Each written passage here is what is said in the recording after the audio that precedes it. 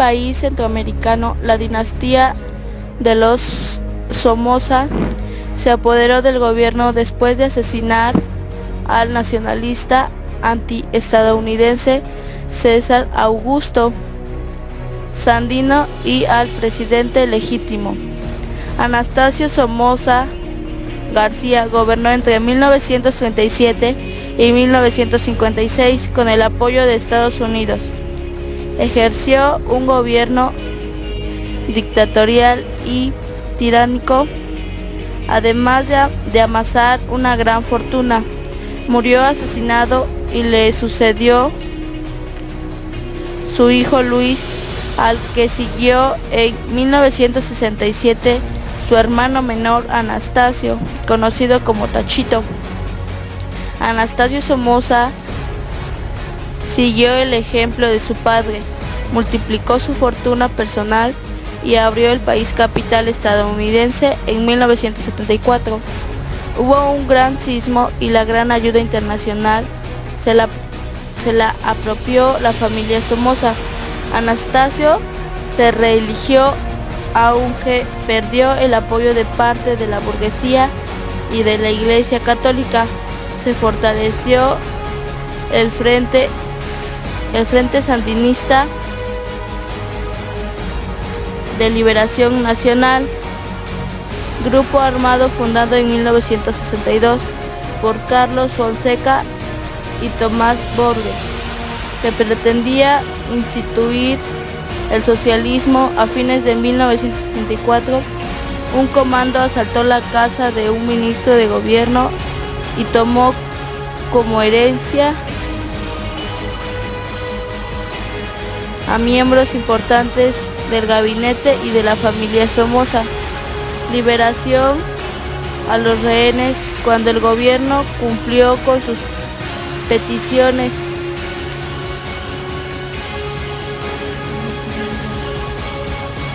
Puesto oficial a este incidente fue el estado del sitio y la censura a la prensa en 1977. Fue asesinado el director del periódico La Prensa, Pedro Joaquín Chamorro, crítico de la dictadura. Este acontecimiento inició la revolución.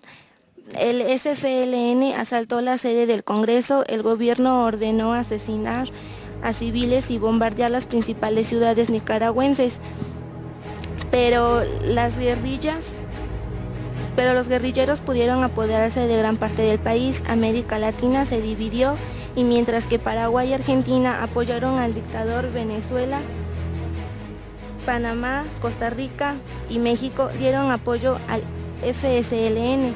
El asesinato del presidente estadounidense Bill Stewart por los soldados, la OEA y Estados Unidos, gobernado por James Carter, defensor de los derechos humanos, exigieron la renuncia de Somoza, que finalmente en julio de 1979 Somoza renunció y abandonó el país. Los guerrilleros ocuparon la ciudad de Managua. Somoza obtuvo asilo político en Paraguay, donde fue asesinado por una guerrilla argentina en 1980. La revolución sandinista duró 10 meses y dejó un saldo de 30.000 muertos. Tras el triunfo de la revolución se integró una Junta Nacional de Reconstrucción Nacional, presidida por Daniel Ortega. En 1984 se realizaron elecciones. Daniel Ortega ganó la presidencia.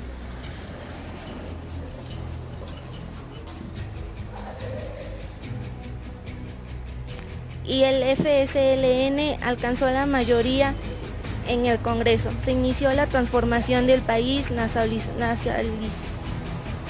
nacionalización de la tierra y formación de comunidades campesinas, expropiación de las propiedades de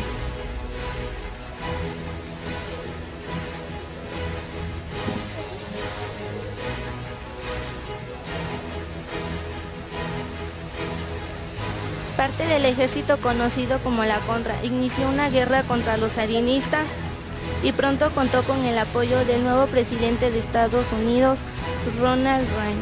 Este ejército obligó al gobierno sandinista a gastar 50% de su presupuesto en armas y a recurrir al reclutamiento forzado. Con la guerra, los alimentos escasearon y los precios subieron. El descontento creció y fortaleció a sus enemigos.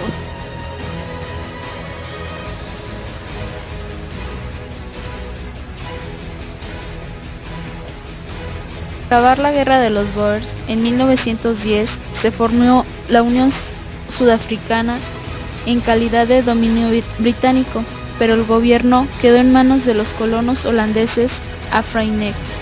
El descubrimiento de minas de diamantes y de oro trajo gran cantidad de inversión extranjera que le permitió industrializarse y desarrolló el capital hasta llegar a alcanzar indicadores económicos superiores a los de muchos países de Europa Occidental. La sociedad se organizó en función de la economía minera. Se formó un amplio sector moderno integrado por los colonos europeos y la población negra. Resultó gravemente afectada por la obligación de abandonar su economía agrícola tradicional y de quedar sometida a una explotación forzada en las minas, a donde también atraían a trabajadores de países vecinos para tener mano de obra de reserva y mantener siempre bajos los salarios. Los beneficios obtenidos por el capital extranjero y los blancos sudafricanos fueron tan importantes que ambos se desempeñaron en mantener un régimen político retrógrado para conservar los privilegios.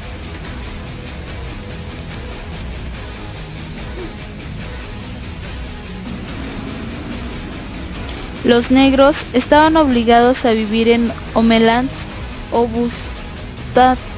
bustantes, una especie de reserva alejada de las zonas habitadas por los blancos. Los pequeños agricultores empobrecidos y desempleados se haciaban en esos lugares. Otros habitantes en barrios urbanos separados de los barrios de blancos.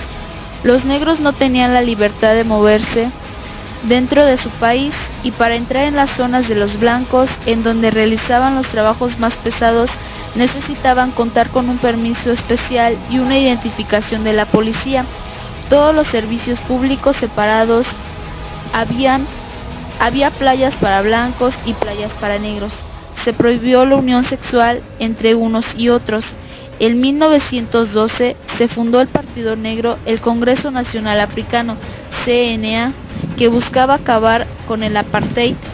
El Congreso organizó actos de protesta y resistencia civil y acuñó el lema Independencia Nacional en nombre de la justicia. En 1960, la policía atacó una manifestación contra el control del tránsito y causó 69 muertos. El gobierno proscribió al CNA. La ONU impulsó un bloque económico que los países occidentales no respetaron. En 1961, la Unión Sudafricana fue expulsada de la Commonwealth al negarse a aceptar la igualdad racial que promovía esta comunidad de naciones y se convirtió en república independiente. Militantes del CNA, dirigidos por Nelson Mandela, iniciaron en ese año la lucha armada con la idea de que resultara irreal predicar la paz cuando el gobierno respondía con violencia. Atacaron instalaciones, no personas. Ante las protestas pacíficas y los actos de resistencia y de sabotaje, la respuesta del gobierno siempre fue la misma: represión y cárcel para los líderes. En 1962, Mandela fue arrestado a causa del sabotaje y condenado a cadena perpetua. El líder sudafricano estuvo en la cárcel hasta 1990. Desde entonces fue considerado como un símbolo mundial de la lucha contra el apartheid. En 1976, el gobierno anunció la imposición de la lengua afrikaans en todo el sistema educativo de Sudáfrica, lo que marginaba a los estudiantes negros que no hablaban. Coincidencia negra. Un grupo radical de jóvenes urbanos e intelectuales organizó una protesta. Miles de estudiantes de primaria y secundaria, acompañados de sus padres, salieron a las calles de Soweto, un barrio negro, a defender su derecho de la educación. La policía tiró a matar, dejando un saldo de 400 muertos, en su mayoría niños. Este incidente marcó el principio del fin.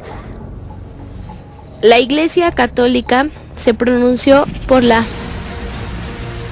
multirracionalidad y dentro de la comunidad algunos pidieron reformas. Aún así, el gobierno racista impuso una ley contra el terrorismo que permitía a la policía arrestar a cualquier ciudadano sospechoso y encarcelarlo por tiempo indefinido. La caída del precio de oro a menos de la mitad de su valor generó una crisis económica. Esta crisis, junto con la resistencia interna que multiplicó sus acciones, llegando a atacar centrales nucleares y cuarteles del ejército, y la condena exterior que aisló totalmente a Sudáfrica de la comunidad internacional, obligaron al gobierno racista a modificar su estrategia.